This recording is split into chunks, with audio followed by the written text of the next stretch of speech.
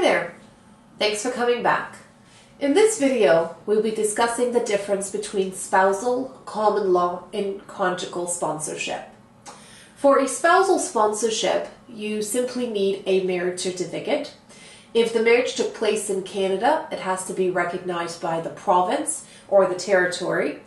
If the marriage took place outside of Canada, then your marriage needs to be recognized in that country. So some marriages are done in a private ceremony. So long as it's recognized in your country or in the country that the marriage took place, then Canada will accept that.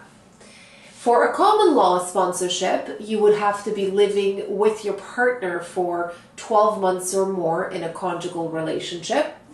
Now, sometimes you might be apart because you're going on separate vacations, or there might be a business trip, or there's a family emergency. So long as being apart is for a short period of time, and you can prove that it was necessary, then that you can still count those days as part of your 12 months common law relationship.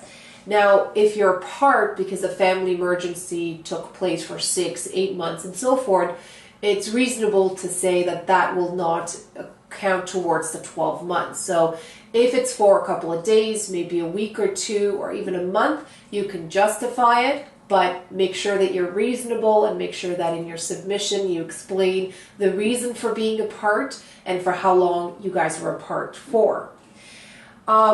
How do you prove the common law relationship? Well, the common law relationship can be proven by having joint stuff together, such as joint property, joint bank account statements, having other joint matters, such as, I actually have a whole list here, which I can read to you.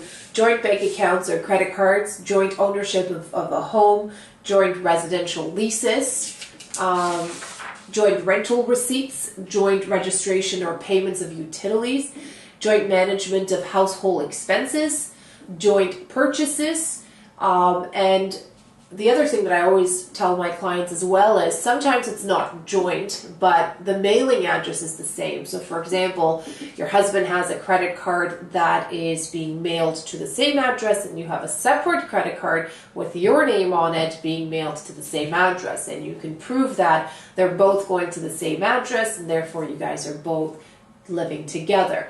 Again, very important that you explain that to the officer if both your names are not included into that agreement, whether it's a rental agreement or credit cards and so forth. So explain it that it's going to the same address, we're living together, his is a Visa card, mine's a MasterCard, for example.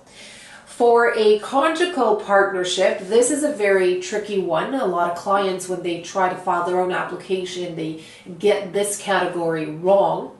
For a conjugal category, to be successful, you have to prove to Citizenship and Immigration Canada that both of you, not just one, but both of you are not able to either be in a common law relationship or get married for reasons that are out of both your control.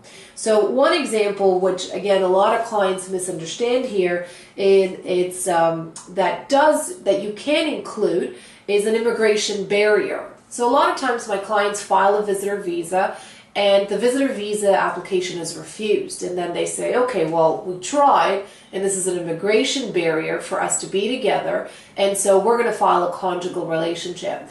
It's not that easy. You still have an obligation to prove why your partner cannot come and reside with you in your country. So for example, if you're from Brazil and you try to do a visitor visa to come to Canada and your spouse is obviously Canadian and your visa is refused, you still have an obligation to prove why your spouse, who's Canadian, cannot live in Brazil, for example. So that barrier has to come from both ways. A better example for an immigration barrier would be you've done everything you could on both sides. So let's say she's Brazilian and she's tried to do a visitor visa and that got refused, and he's done a visa to go to Brazil and his got refused. That would be a much more solid case for an immigration barrier. Another one would be your marital status. So, for example, you're married to someone else living in a country where divorce is not possible. That obviously there's a barrier there that's out of your control. Or sexual orientation. Some countries do not accept gay marriages versus Canada does. So because of that reason, you cannot be together. Plus, being in a common law relationship with your gay partner could be grounds for persecution in certain countries. So for that reason, you are not able to even live together, let alone get married. So it has to be extreme, and you have to show it on both angles, both sides, both the applicant and the person that you're trying to sponsor, that you're not able to be together. So that's very important for a conjugal. After that, when you prove that, when it comes to proving the bona fideness of the relationship, it's very similar to proving it with common law as well as spousal, which I will explain in my subsequent videos on how to prove bona fideness of the actual relationship. I hope that this video has helped both determining what is a conjugal, common law, and spousal, but also hopefully you can determine now which application is best for yourself to file. Until next time, thanks again.